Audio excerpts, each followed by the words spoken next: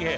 Rafale Sukhoi से patrolling हो रही है। भारतीय वायुसेना इस वक्त निगरानी कर रही है और पहलगाम हमले के बाद इस वक्त पूरी तरीके से अलर्ट है। चिकन नेक इलाके में भी निगरानी रखी जा रही है। तो इस वक्त की ब्रेकिंग न्यूज मैं आपको बता रहा हूं। पहलगाम हमले के बाद इस समय वायुसेना को अलर्ट मोड पर रखा गया है। नॉर्थ बंगाल का एरिया है जहां पर इस समय हवाई क्षेत्र में वायुसेना की पेट्रोलिंग जारी है। राफेल और सुखोई से यह पेट्रोलिंग जारी है। एक्सक्लूसिव तस्वीर मैं आपको दिखा रहा हूं कि इस वक्त पेट्रोलिंग वहां पर की जा रही है। नॉर्थ बंगाल के एरिया में यह पेट्रोलिंग इस वक्त जारी है। तो हर तरीके से तैयार, जल, थल और नभ हर तरीके से तैयार हैं प्रधानमंत्री मोदी की चेतावनी के बाद।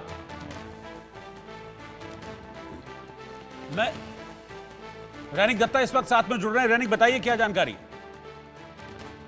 देखिए, नॉर्थ बंगाल का जो बागडोगरा एयर स्पेस है और उसके साथ साथ ही जो हाशीमारा जो एयरबेस कैंप है उस जगह पर राफेल और सुखोई दो विमान का जो एक्सरसाइज किया जा रहा है। जैसे कि सूत्रों के हवाले से जो खबर मिल रहा है कि ये जो एक्सरसाइज, इसका नाम दिया गया है आक्रमण। ये आक्रमण नाम करके ये एक्सरसाइज किया जा रहा है। लगातार ये एक्सरसाइज चल रहा है। कल भी ये एक्सरसाइज किया गया था और आज सुबह से ही जो एक्सरसाइज इंडियन एयरफोर्स की तरफ से किया जा रहा है। और जैसे कि सूत्रों के हवाले से जो खबर मिल रहा है कि ये एक्सरसाइज करने के लिए जो एयरफोर्स का जो टॉप गन पायलट है, उस टॉप गन पायलट को हासीमारा बेस कैंप में ले आया गया है। हासीमारा एयरबेस कैंप, उसके साथ बागडोगरा एयरबेस कैंप और उसके साथ साथ ही अंबाला एयरबेस कैंप, ये तीनों बेस कैंप में जो एक्सरसाइज इंडियन एयरफोर्स की तरफ से किया जा रहा है। यानी इंडियन एयरफोर्स भी तैयार है कि किसी भी हालात पर किसी भी तरीके से देश को सुरक्षित रखने के लिए इंडियन एयरफोर्स एकदम तैनात है। और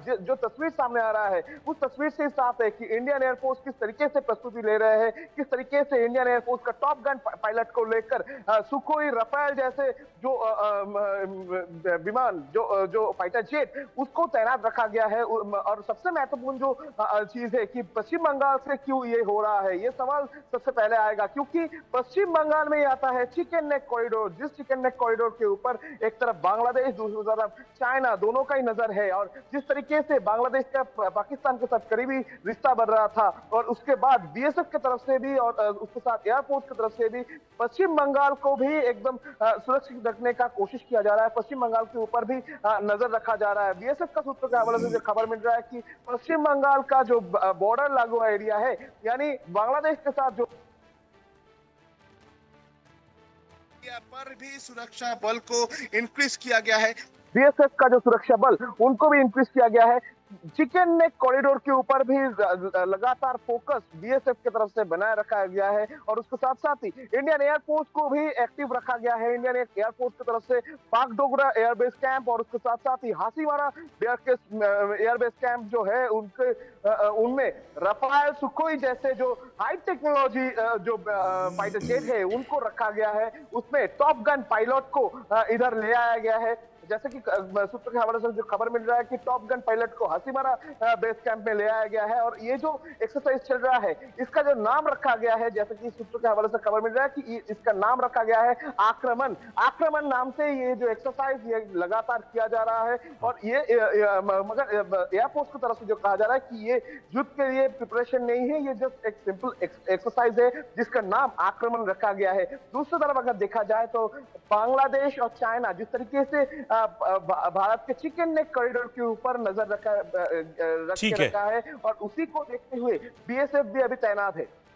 ठीक है, बहुत बहुत शुक्रिया आपका रहने की इस पूरी जानकारी के लिए। तो भारत की तरफ से पूरी तैयारी इस वक्त की जा रही है और जैसा कि मैंने आपको बताया कि जल, थल, नभ तीनों जगह पर इस समय भारत पूरी तरीके से मुस्तैदी के साथ जुटा हुआ है। इस समय भारत के थल सेना अध्यक्ष आर्मी चीफ इस समय श्रीनगर में हैं, वो पहलगाम जाने वाले हैं। वहाँ तैयारियों का उन्होंने जायजा लिया और जैसे ही जनरल द्विवेदी पहुंचे हैं जम्मू कश्मीर श्रीनगर, वहाँ पर 4 पाकिस्तानी सैनिकों को मार गिराया गया है। और इस बीच लगातार भारत की तैयारियां चल रही हैं, लेकिन पाकिस्तान से खबरें कुछ इस तरीके की आ रही हैं कि वहां पर तो अंडरग्राउंड हो रहे हैं, खुद जनरल मुनीर अंडरग्राउंड हो गए हैं और साथ साथ वो आतंकियों को भी अपने साथ अंडरग्राउंड लेकर चले गए हैं। और ये जो है वो लड़ने की बात कर रहे हैं। हामिद खान साहब हैं साथ में, वो अभी कह रहे हैं कि हम लड़ेंगे, हम पूरी तरीके से तैयार हैं। तो हामिद साहब, मैं आपको याद दिला दूं 1965, 1971, 1999 और 1972। 72 इसलिए कह रहा हूं क्योंकि आप लोगों ने जो शिमला समझौता रद्द किया है ना, 72 में शिमला समझौता रद्द क्यों हुआ था?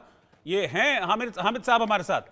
अच्छा, कैमरामैन भाग गए, ये लीजिए, कर्नल टीपी त्यागी जी भाग गए। हामिद खान लंबी लंबी छोड़ रहे थे, बड़ी बड़ी बातें कर रहे थे, और जब 65, 71, 99 सब याद दिलाया तो मुझे लग रहा हवा संट हो गई है, छोड़ के भाग गए हैं। मैं तो एक रिपोर्ट लिए बैठा था कि वो उनको बताऊंगा कि वो लड़ने की बात कर रहे हैं कि हमारी पूरी तैयारी है। और वर्ल्ड बैंक की रिपोर्ट ये कह रही है कि वार्निंग दी है वर्ल्ड बैंक ने पाकिस्तान को, और उसकी रिपोर्ट ये कहती है कि मौजूदा वित्त वर्ष में पाकिस्तान में 1 करोड़ लोगों के सामने भुखमरी का संकट पैदा होगा और गरीबी के स्तर में भी पाकिस्तान में तेजी से इजाफा होगा। ये लोग